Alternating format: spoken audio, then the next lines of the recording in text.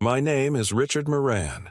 I'm 76 years old, and until recently, I lived in a weather-beaten cabin deep in the woods of Maine. A place so remote the mail truck gave up halfway down the dirt road and honked until I came trudging out to collect it. That place, that land, was all I had left. After Marlene passed away 8 years ago, it became my sanctuary, my prison, and in some ways, the last corner of the world where I felt like a man instead of a burden. My children, Jenny and Paul, visited less and less over the years. At first they came up on holidays bringing their own chaos, their own complaints about the bugs or the lack of Wi-Fi, always watching the clock, but even that faded. By the time I hit 75, they stopped pretending. I wasn't always a hermit, not by nature. I served in the Army, did forestry work most of my life, raised 2 kids with a woman I loved more than life itself. We had a mortgage, barbecues, cable TV, neighbors who waved, fights over bills, trips to the diner where Marlene always ordered coffee, even if she wasn't thirsty. When she died suddenly, a clot in the lungs, the doctors said, quick and painless. It felt like someone had reached inside and yanked out all my moving parts. I sold the house in Augusta, took my pension, and retreated to the only thing I understood better than grief: the woods. Marlene used to say the forest suited me better than most people did. She wasn't wrong. The kids didn't like the move. Jenny said it was irresponsible to live so far from a hospital. Paul asked if I was trying to be a cliché. Old man in the woods with a shotgun and a grudge. Maybe I was. I didn't ask either of them for permission, but I tried to keep in touch. I called on birthdays, sent Christmas cards. I even got a smartphone, one of those giant button models meant for the elderly. Jenny texted, "Thanks," once. Paul never responded. They were busy. Jobs, kids, stress. That's what Jenny always said. They worried about me, of course. That's what they claimed. But when I needed help replacing a leaky roof, no one showed up. When I broke my wrist clearing out an old tree stump, I drove myself to the clinic, biting down on a rag to keep from blacking out.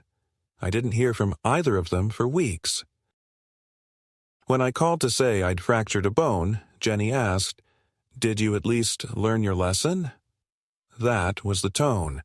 Concern layered over condescension. And still, despite all that, I held on to the idea that I had a family, that maybe the years had made them cold, but not heartless. I believed it until that day in late September, when Jenny called out of the blue. Her voice was unusually chipper, brittle with a rehearsed sweetness that didn't fool me for a second. She said she and Paul had been talking and thought I needed a change of scenery. A weekend getaway, she called it. Somewhere peaceful, but not too far. Just a little break from the woods. "We'll pick you up," she said. "You won't need to bring anything but a light bag. It'll do you good, Dad." I was suspicious. Of course I was. They hadn't offered anything in years without strings attached. But a part of me, a tired, lonely part, wanted to believe maybe they were trying. Maybe they felt guilty. Maybe they remembered I was still their father. I told myself not to be bitter. Maybe this was an olive branch. So I packed a small duffel with a change of clothes, my arthritis medication, a flashlight, a pocket knife, and the thermos Marlene had given me our last Christmas together.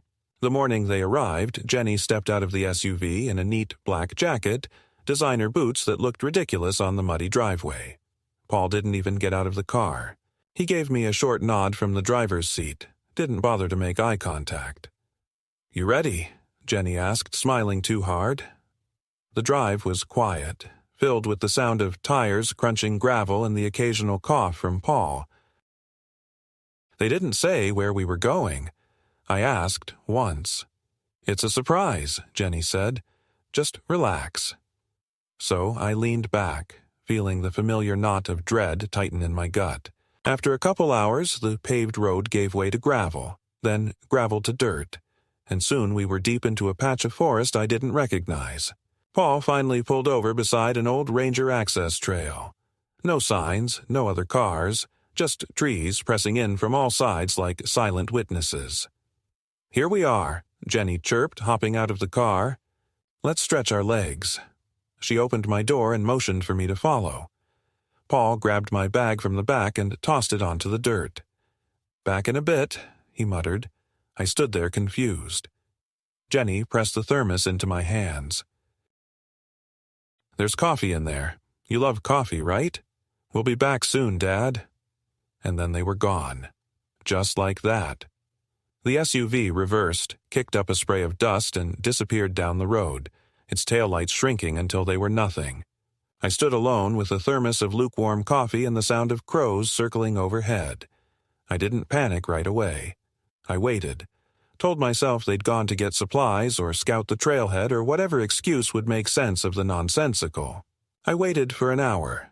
Then another. The shadows shifted. The temperature dropped. No signal on the phone, no note, no map.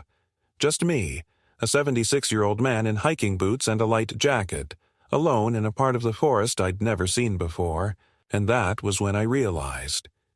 They didn't forget me. They left me, deliberately, like trash. And for the first time in years, I felt something awaken in me. Not sadness, not fear, but something far older, colder, and sharper. Resolve. They thought I'd die out there, or that I'd wander disoriented until some ranger or animal found my remains. They thought they could erase me, quietly, neatly, and go back to their lives, free of burden. They thought I was weak. They thought wrong. The first hours passed slowly, like sap dripping from a wounded tree. I stood there motionless, holding that useless thermos in both hands, trying to force sense into the senseless. It had been a long time since I'd let myself feel confusion like that. Not the confusion of misplacing a tool or forgetting a date, but the deep, existential confusion of betrayal so intimate it paralyzes you. I kept replaying their faces in my mind. Jenny's brittle smile, Paul's impatient silence, the mechanical way they handed me my belongings, how Paul didn't even bother to turn off the engine. I knew the forest better than most people knew their own neighborhoods, and yet something about this particular stretch was unfamiliar. Too far north, perhaps, or just too far from anywhere I'd ever had reason to be. There were no trail markers, no cabins, no remnants of campsites or old fire pits. It was, in every sense of the word, nowhere. I did what I'd always done when the world fell apart. I took stock. I had my pocket knife, a flashlight with fresh batteries, a bottle of ibuprofen, a half-full thermos of coffee, 2 granola bars Jenny had shoved into my duffel, and 1 old man's worth of fading muscle memory. The sun was already dipping past its midpoint. I knew what that meant. Nights in Maine in late September were not forgiving. If I wanted to live through the night without exposure, I needed shelter, warmth, and ideally, some sense of direction. I walked. There was a time when my stride could eat up miles before breakfast. That time had passed, but the instincts remained. I looked for dry ground, noted the moss on tree bark, watched the way the light filtered through the canopy. I followed a dry stream bed for over an hour, hoping it would lead to something, anything, man-made. It didn't. When the wind picked up, I felt the first real sting of cold. My jacket was good enough for a walk to the mailbox, not for sleeping under the stars in a forest designed to outlive people. I found a cluster of spruce and gathered their fallen branches. I built a crude lean-to and lined the ground with pine needles. It wasn't comfortable, but it was insulation. I wrapped my arms around my knees and leaned back, staring up at a sky too clear for comfort, wondering how it had come to this. I didn't sleep. The forest doesn't sleep, not really. It creaks and rustles and mutters to itself all night, and every sound becomes a question you can't answer. Was that a branch, or something stepping? Was that wind, or breath? A fox came near once, curious or annoyed. We looked at each other and both decided we didn't have the energy for confrontation. Around 3 a.m, the temperature dropped hard, and I had to pace in circles to keep my legs from going numb. That's when it hit me fully. Not the cold, but the truth. My children had brought me out here to die. That wasn't exaggeration. That wasn't melodrama. That was the blunt reality. No food, no phone, no transportation, no explanation. Just a slow-motion disappearance. Maybe they'd even call it a tragedy. Maybe they'd tell the police I'd wandered off. They'd cry on the local news and say I had dementia. Say I'd gotten lost in the forest I claimed to love so much. Maybe they already had. By morning, I was sore, hungry, and furious. Not just at them, but at myself, for letting it happen, for believing, even for a second, that they might have changed, that they might see me as something more than an obstacle to their convenience or a source of inheritance they were too impatient to wait for. I knew people like my kids. I'd worked with men like them. Efficient, intelligent, emotionally sterile. They didn't hate me. They just couldn't use me anymore, so I became a logistical problem, a spreadsheet column, an inconvenience. And people like that don't lose sleep over deleting an inconvenience. I gathered my things, such as they were, and began walking west, orienting myself by the rising sun and the remembered direction of the highway we must have taken to get here. I rationed the granola bars, chewing slowly, letting the sugar burn in my bloodstream long enough to keep my legs moving. It was the second day when I found the hunter's blind, a rusted old aluminum stand nailed into a tree with beer cans scattered below. I shouted, hoping someone would be nearby, but no one answered. Still, I knew I was close. Civilization doesn't leave beer cans without a trail. By dusk, I found the old service road. It was overgrown, barely visible, but it had tire ruts, and those ruts meant vehicles. I followed it, legs aching, lungs burning, stomach twisting itself in knots. Just after dark, a pickup came crawling up the path. The driver slowed, rolled down his window, and stared at me like I was a ghost. I must have looked the part. Muddy, bleeding from one shin, clothes torn, face crusted with cold sweat. "You all right, old-timer?" he asked. I nodded once. "Got left out here," I said. He asked no more questions. He handed me a bottle of water and told me to get in. His name was Evan, a local mechanic and part-time trapper. We drove in silence for 20 minutes until we reached a small town with one diner, one gas station, and a sheriff's office. I asked him to drop me at the station. He raised an eyebrow. "Want me to wait?" I shook my head. "No," I said. "They need to see me walk in under my own power." He seemed to understand. "Good luck, sir," he said, and drove away. Inside, a young deputy looked up from his desk and blinked at me. "Can I help you?" he asked, like I was lost, like I'd wandered out of someone else's memory. "I need to speak to someone about a potential crime," I said. "A serious one. And I need to do it before anyone starts lying about who I am." He asked for my name. When I told him, something shifted in his expression. Not recognition, exactly, but awareness. He typed something on his computer. "Your kids put out a missing person report yesterday," he said slowly. "Said you had early-stage dementia and wandered off from a vacation rental. Said you might be confused." I almost laughed. "I'm not confused," I said. "I was left. Deliberately. No phone. No food. No way out. They abandoned me. And I can prove it." He leaned back in his chair. "You sure about that?" I nodded. "I'm more sure of that than anything in my life." He glanced at the wall clock. "Sheriff will be in tomorrow morning," he said. "Till then, we can get you a room at the inn down the street, on the department's dime. You need a doctor?" "Later," I said. "Right now, I need sleep, and then I need a lawyer." He raised an eyebrow. "You planning to press charges?" "Not yet," I said. "First, I'm going to get everything back that they tried to take. Then we'll see what justice looks like." He gave me a key and directions to the inn. As I walked into the cold night air, I felt a flicker of something I hadn't felt in years.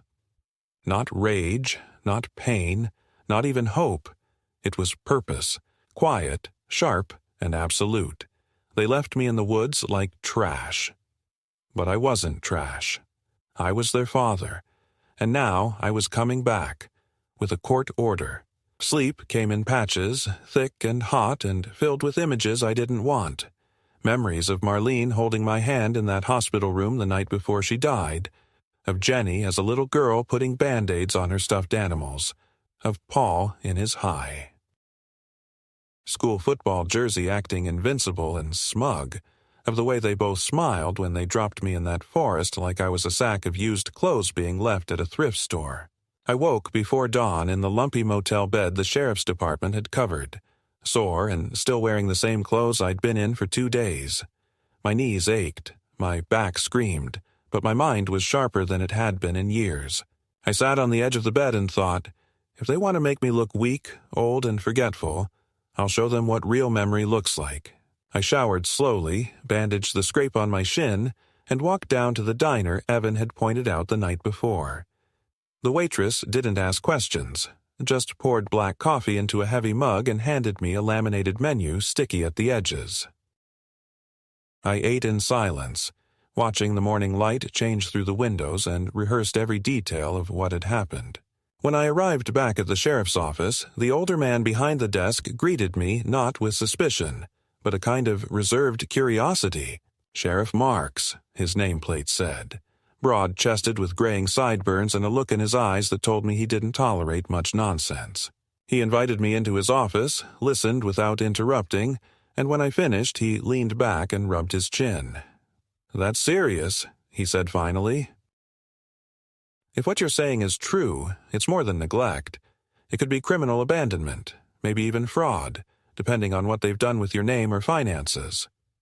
I handed him my ID and explained the full context, that my kids hadn't just left me in the woods, but that they had previously manipulated me into giving them access to my bank accounts, that there were whispers in the family about transferring the deed of my cabin, that Jenny had once casually suggested I consider signing a medical power of attorney just in case something happened, all while assuring me they were looking out for my best interests. Sheriff Marks wrote notes, nodding slowly. "You've got grounds," he said, "but it'll take more than your word to hold in court. Do you have anything written? Emails? Voicemails? Financial records?" I didn't have them with me, of course, but I remembered every line of every conversation. My memory wasn't the one in question after all. We made a plan. He would run a wellness report and notify the Maine Attorney General's office of a potential elder abuse situation. In the meantime, I would return to my property, collect all relevant documents, and secure any evidence that might prove undue influence or financial manipulation. I called a local cab, rode back into town where a regional bus line could take me halfway home, then connected to another route heading west. The trip was slow, grueling, and unkind to old bones. But every mile I crossed brought me closer to something they didn't think I had left in me. Resolve. When I finally reached the edge of my property, everything looked the same on the surface. The old rust-colored pickup still rusting in the tall grass, the mail still half-jammed into the warped mailbox, the air still thick with the smell of pine and memory. But something inside me was different. I walked into my cabin with a sense of ceremony. It wasn't just a house anymore. It was a crime scene, a record of a life they'd tried to erase. I dug through the drawer where I kept copies of bank statements, loan documents, and the suspicious power of attorney Jenny had me sign 6 months ago under the pretext of helping pay utility bills online.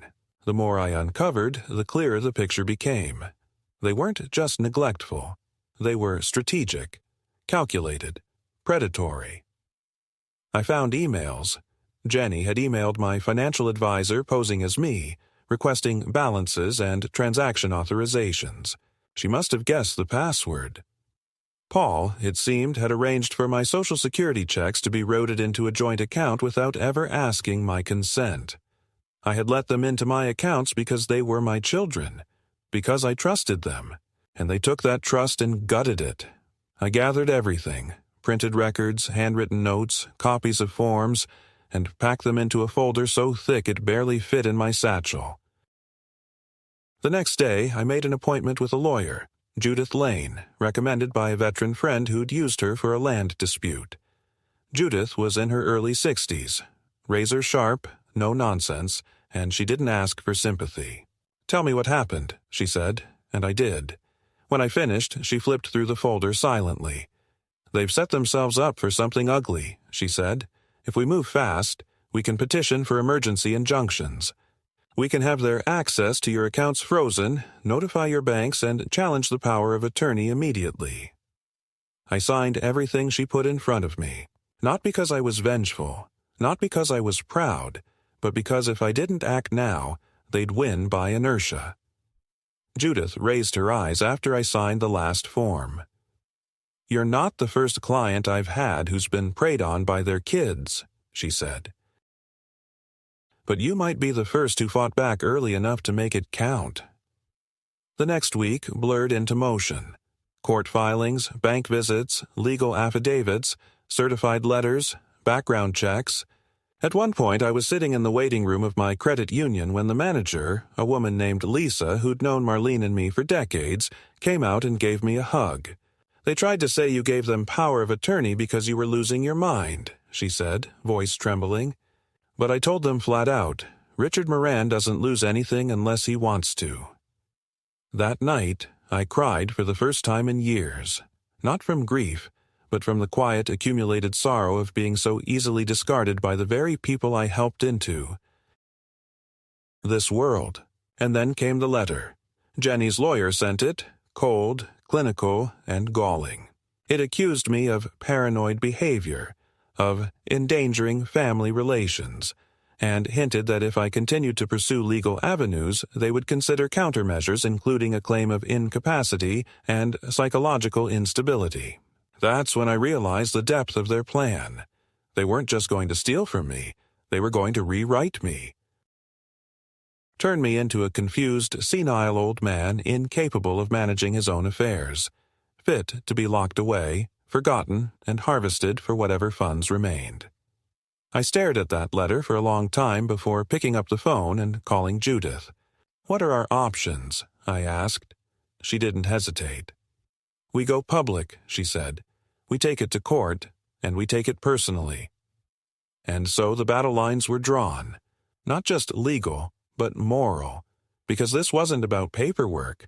It wasn't about money.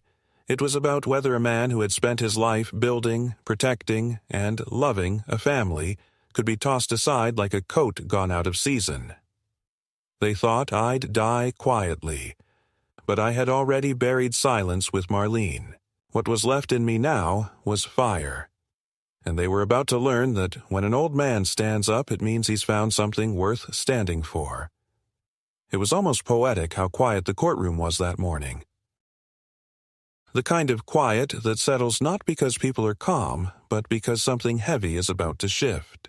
I sat at the long oak bench beside Judith, dressed in my best blazer, the one Marlene always said made me look like a retired senator, and I waited for the moment that would either restore my name or seal it behind a door labeled incompetent. Across from me sat Jenny and Paul, both dressed like they were attending a funeral, which I suppose in their minds they were, the death of their easy scheme, the end of the story where Dad just faded out and left everything to them. They didn't look at me. Jenny stared at her phone, Paul fidgeted with his cufflinks, and I could feel the heat of their contempt even from across the room. The judge, a lean woman with iron-gray hair and a stare that could crack concrete, called the hearing to order. Judith stood and laid out the case.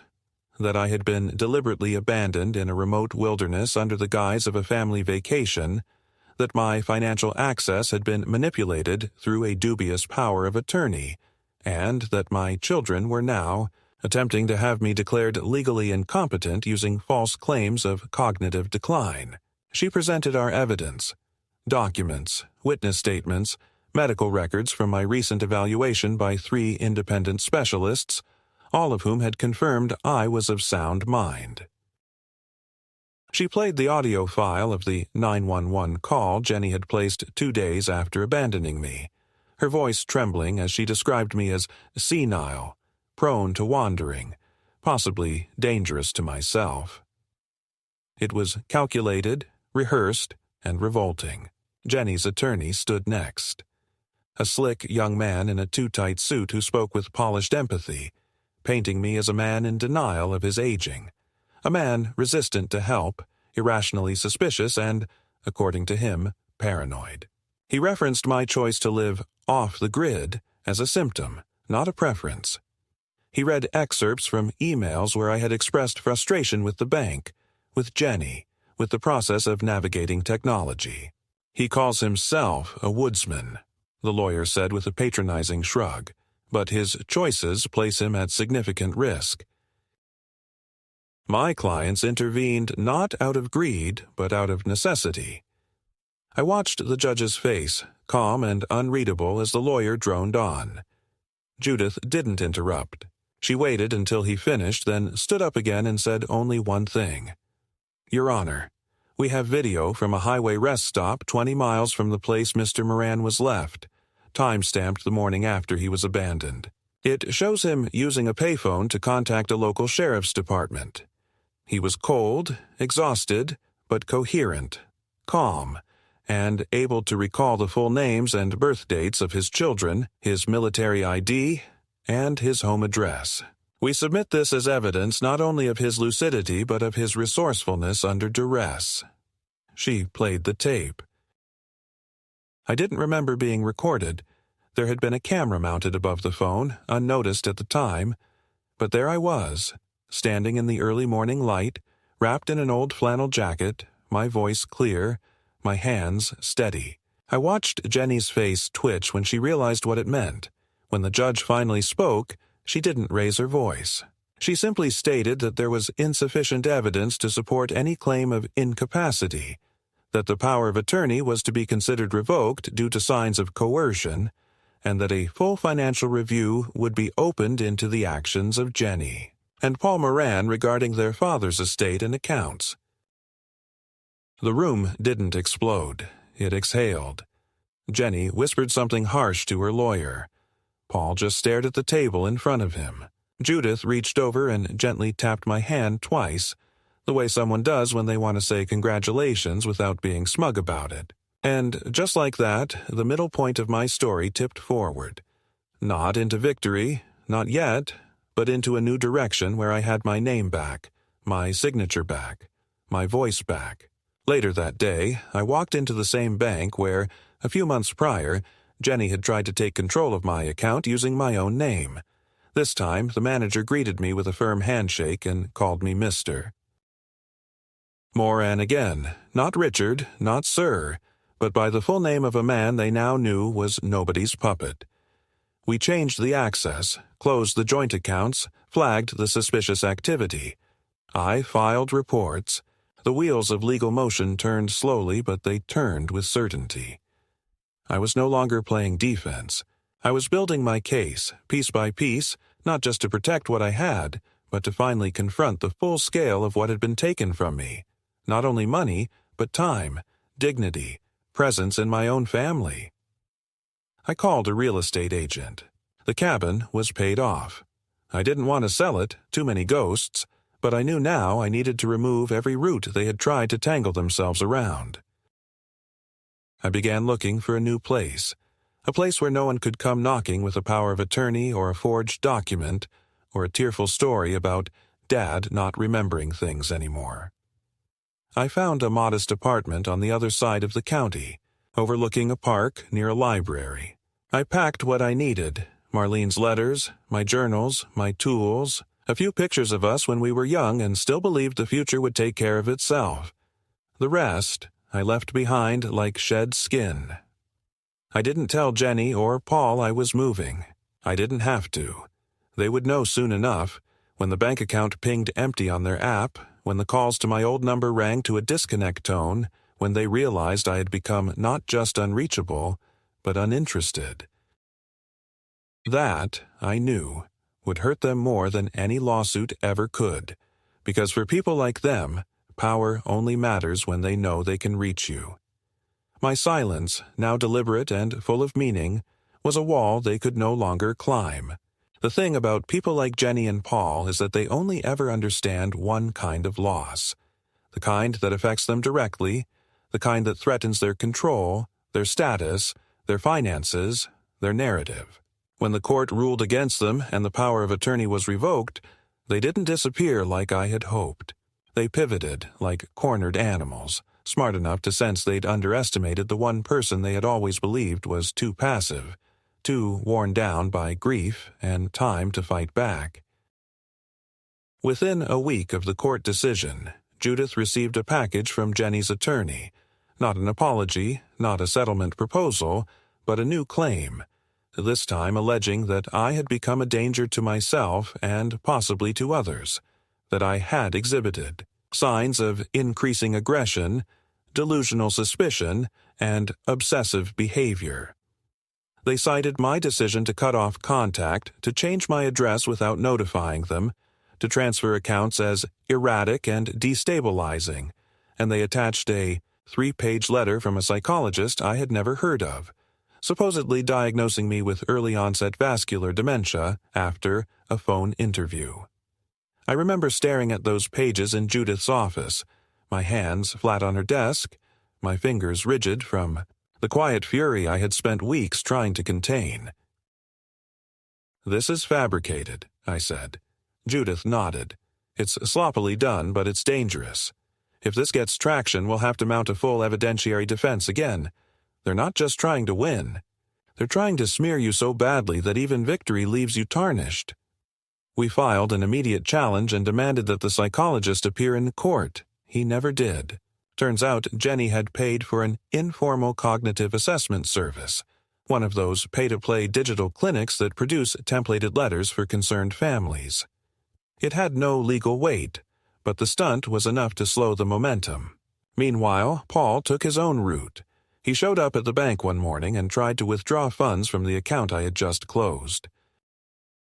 When told the account no longer existed, he reportedly became belligerent, shouting that he had rights, that his father was not in his right mind, that there would be legal consequences. They had assumed, perhaps rightly, based on the man I had been for most of my life, that I would back down eventually, that I would tire of the paperwork, the hearings, the effort, and retreat into the kind of frailty they had always counted on. But what they failed to understand was that once you've been abandoned in the forest by the people you raised, there's a limit to how much more harm they can do to you. What's left is resolve, pure and clean and fire-hardened. I hired a forensic accountant. I wanted to know exactly what they had done during those months they had joint access to my funds. What came back was worse than I expected. Jenny had transferred over $18,000 from my savings into an investment account she controlled, masked under a supposed home improvement project for Dad's benefit. Paul had siphoned just over $9,000 through ATM withdrawals spaced across 2 states, using my duplicate card. There were restaurant bills, online purchases, flights, hotel stays, none of which had anything to do with caregiving or assistance. Judith filed a civil claim for restitution, fraud, and financial elder abuse. We served them both simultaneously. Jenny at her office during a department meeting, Paul at his home by a process server who reportedly found him in a bathrobe shouting at his kids. That part gave me no joy, but it gave me closure. The escalation didn't stop there. In a final act of desperation, they tried to involve Adult Protective Services. I received a surprise visit at my new apartment from a caseworker named Tanya, a patient and intelligent woman who had clearly expected to find someone either belligerent or incoherent. What she found was an old man drinking tea, reading a well-worn copy of The Old Man and the Sea, with bills paid, medication organized, and a weekly meal plan posted on the refrigerator. We sat and talked for nearly an hour. She asked questions about my routine, my support network, my understanding of current events. I answered each one with calm and clarity. At the end, she closed her notebook and said, "I hope you don't take this personally. We get calls like this more often than you'd think. Family members trying to flag concerns that are more about inheritance than well-being. I nodded. They don't want to help me. They want to replace me. She gave me a business card and said I could call her any time. She never came back. The tipping point arrived 2 months later when we received a counterclaim from Jenny's lawyer attempting to freeze all of my remaining assets under the guise of conservatorship proceedings. The claim was filed in a different county, perhaps hoping I wouldn't notice it in time. Judith caught it within a day. We petitioned the court for a dismissal, citing harassment, and attached sworn statements from 3 medical professionals, including my personal physician, who testified to my mental acuity and independent functioning. We also included the full forensic audit showing exactly how Jenny and Paul had used my funds. The court not only dismissed the conservatorship attempt but issued a restraining order preventing them from filing similar motions without prior approval. I thought that might be the end of it. That finally, when faced with the mounting costs, the legal defeats, the public embarrassment, they would let go. But narcissism rarely dies quietly. Jenny began contacting mutual acquaintances, former neighbors, church friends, even distant cousins, telling them I had become paranoid, isolated, ungrateful. She painted me as a man who had lost touch with reality, who was now being manipulated by a shady lawyer and spending his final years bitter and alone. Some people called me, confused, asking what was going on. I told them the truth, calmly and without embellishment. Most believed me. A few didn't. But by then, I'd learned the freedom of no longer needing everyone to understand you. I rented a storage unit and moved the last of Marlene's belongings there. Her photo albums, her dresses, her sewing box, the music box she used to wind up on rainy Sundays. I couldn't bear to look at them every day, not while my mind was occupied by legal documents and betrayal, but I couldn't leave them behind either. I began taking walks by the river in the early mornings, nodding to the same old man who fed the ducks, to the woman who jogged with a limp, to the young cashier who smoked on the bench during her break and always offered me a silent wave. These people didn't know my name, and that felt like peace. When the deposition date arrived, I looked Jenny in the eye for the first time in months. She avoided my gaze at first, flipping through pages, talking to her lawyer, pretending to be above it all. But during a recess, when we were briefly left alone outside the conference room, she turned to me and said, "You know, this isn't what Mom would have wanted." I looked at her without blinking. "Don't you dare speak her name like it gives you moral cover." Jenny swallowed hard. "She told me once that you were stubborn, that you'd never know when to let go." I stepped closer. She also told me never to trust someone who treats family like property. I didn't understand what she meant until now. Jenny looked away. She didn't reply. That night, back in my apartment, I made a decision. I called the realtor and said I was ready to sell the old cabin. I didn't want to, not really. It held too many years, too many echoes, but I understood something new now. The house had become a battleground, a symbol of ownership and legacy, something my children believed entitled them to dominion over me. Letting it go meant removing their last excuse to circle back, to stake a claim, to pretend they still had something waiting for them. I told Judith to expedite the listing, and within a week, we had a buyer. The funds were transferred into a trust I controlled personally, with no co-signers, no secondary access, no inheritors without my explicit written consent. I had already updated my will, my power of attorney, my medical proxy. All clean, all protected, all witnessed and notarized. I had even named a professional fiduciary to handle things when the time came. My family, as far as I was concerned, ended in that forest. What came after was mine alone, and yet, despite everything, I still found myself dreaming about Jenny as a child. How she used to hold my hand crossing the street. How she cried the first time she broke a crayon. How she used to whisper, "I love you, Daddy," through the door after I tucked her in. I don't think those memories were lies. I think people change. Or maybe they reveal themselves in the pressure of adulthood, when compassion becomes inconvenient and inheritance begins to look more like opportunity than legacy. Either way, I had made peace with one final, unspoken truth, that I would die without reconciliation, without the warmth of family gathered at my bedside, without the sentimental tableau that movies and greeting cards promised. But I would die free, unmanipulated, unclaimed, and unbowed. That, in the end, was enough. It was a Tuesday morning, cold and gray, the kind of morning where light hangs low and everything seems slower than it should be, as if the world itself is taking a breath before something breaks.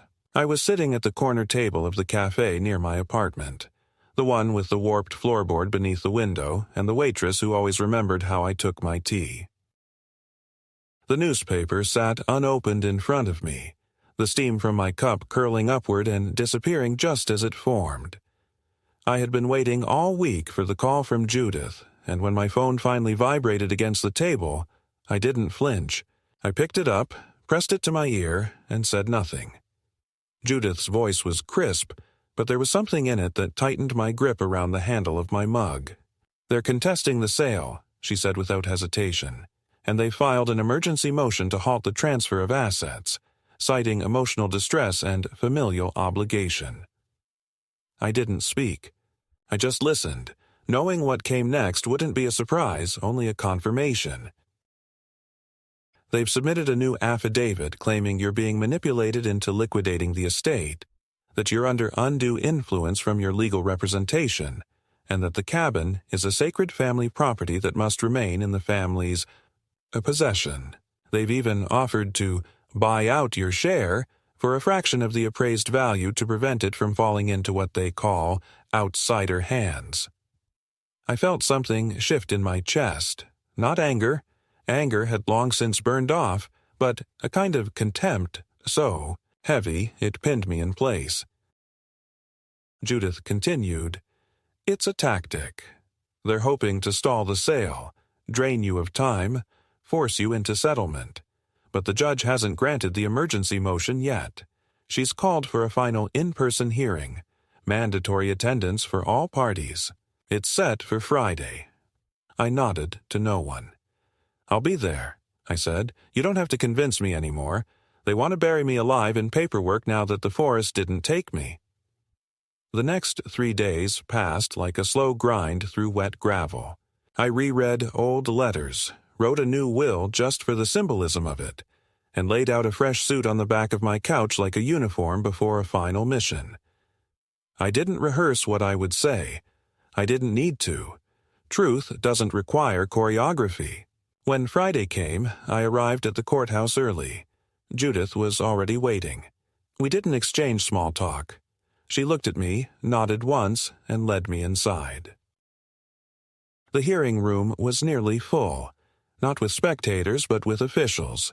Clerks, court officers, a reporter for the local legal beat who'd caught wind of the case after the elder abuse filing made its way into public record. Jenny and Paul entered 10 minutes later. Paul wore a suit that fit too tightly around his gut. Jenny, a beige turtleneck and somber eyes that tried to project sincerity but failed under scrutiny. They avoided my gaze. The judge, same woman from before, took her seat and gestured for the clerk to read the motion. The words came out sterile and formal. Request to halt the sale of the property pending further review of familial rights and obligations, claim of coercion, emotional damage, contested mental state. When the judge turned to Judith, she stood and delivered the blow without ceremony. "Your Honor, this is not a motion to preserve a family legacy. This is a desperate attempt to maintain access to property and assets that have already been used without consent, appropriated without transparency, and are no longer available for exploitation. Mr. Moran is not mentally incapacitated. He is not being manipulated. He is here, and he is ready to speak." The judge turned to me. "Mr. Moran," she said, her tone even, "you have the floor." I stood slowly, not because I was weak, but because I wanted them all to feel the weight of the moment.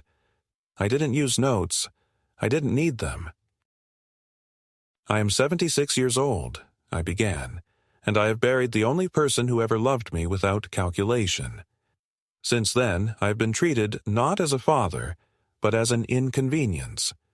My children, whom I raised with integrity, left me alone in the forest and called it caregiving. They took my money and called it assistance. They forged my intentions and called it protection. I have spent the last year proving that I am not what they say I am. Not confused, not paranoid, not unstable. What I am is free. What I am is tired. And what I want is to never again have to defend my right to exist without being harvested for parts. I turned to face them for the first time, fully. Jenny, Paul, you abandoned me once with the sound of tires on gravel. Now you're trying to do it again with signatures and legalese. I'm not asking for your apology. I am asking for silence. Permanent, final silence. Let me go. I've already let you go. There was a stillness afterward that didn't invite rebuttal. Even the air seemed unwilling to stir. The judge folded her hands and spoke with the kind of measured finality that didn't allow room for debate. The court finds no merit in the emergency motion. The property in question is not a sacred family relic. It is a jointly owned asset, legally and fully in Mr. Moran's name, with no restrictions. The claim of coercion is unsubstantiated, and the repeated filings border on harassment. This motion is denied with prejudice and all associated requests are dismissed. The sale may proceed. Court is adjourned. Her gavel struck wood like a closing door. Jenny stood too quickly, her composure cracking, her mouth forming half-arguments she couldn't quite summon. Paul looked at me like I was something he had once believed he could control and now feared to touch. Judith placed her hand lightly on my shoulder. "You won," she whispered. "Not just legally, you won morally." I didn't reply. I didn't feel victory. I felt relief. As I stepped outside, the air was sharp and cold, and for the first time in months I felt like it wasn't trying to cut through me but carry me forward.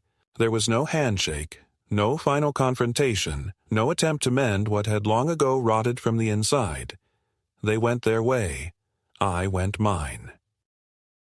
That night, I poured a small glass of Marlene's favorite brandy, sat on my balcony beneath the early stars, and raised the glass to no one in particular. Not to revenge, not even to justice, but to survival, to clarity, to the kind of silence that finally feels like peace.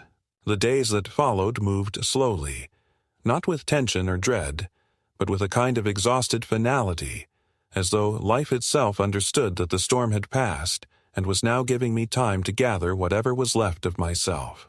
I completed the sale of the cabin without fanfare. The funds transferred cleanly into the trust Judith had helped me build, and with that, the last physical tie to the life I had shared with Marlene and the children we had once raised was severed, not with violence, not even with bitterness, but with the quiet, irreversible click of a door locking from the inside. I didn't cry when I signed the last set of papers. I thought I might, but what I felt instead was distance, the wide, clear space between who I was when that cabin was built and who I had become now. I had not returned to the woods since they left me there. I didn't need to. I had taken something more lasting than vengeance from that forest. I had taken back the shape of myself. I moved into a new rhythm. I woke early, made tea, walked to the park where I sometimes watched the squirrels argue in the trees and the young parents chase their toddlers across the grass, scenes so mundane they became holy. I volunteered once a week at the local library, shelving books I would never read again but still respected. I learned to cook for one without treating it as a punishment. I spoke to no one from my former life, save for Judith, who remained not only my attorney but, strangely, the closest thing I had left to a confidant. She never pried, never offered platitudes, and I never asked her about her own children if she had any, or whether she too carried disappointments in silence. Sometimes, when I stood on my balcony and looked at the horizon the way I once used to scan treetops for signs of fire, I would think about Jenny and Paul, not with longing, not with grief, but as one thinks about a past illness, a period of fever that reshaped the body and then left it behind. I did not know where they were or what they did with their days, and I no longer felt compelled to find out. I had made peace with the silence. It was not the cold absence I had feared, but a gentle insulation from further harm. There were no more legal notices, no more hearings, no more questions about my capacity or my assets. What remained was a life reduced but honest, stripped of the illusions I had clung to for far too long. One afternoon in early spring, I visited the cemetery where Marlene was buried. I hadn't been in nearly a year.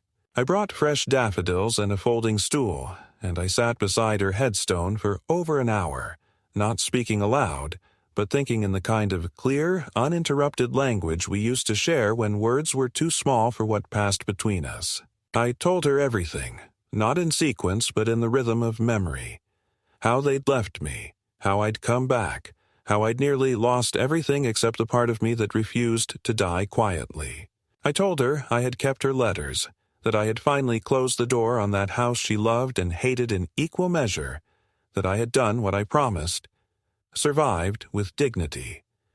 I imagined her smile then, not approval, not pride, just understanding. That was all I ever wanted from her, and all I had ever wanted from our children. When I rose to leave, I didn't look back at the stone. I didn't need to. She wasn't there. She was in the steadiness of my hands, the precision of my walking stride, the way I folded my laundry and still made the bed with corners sharp enough to bounce a coin. She was in the parts of me that couldn't be signed away or abandoned, that no courtroom could touch. As I walked back to the car, I felt lighter, not because anything had been lifted, but because I had finally set it down.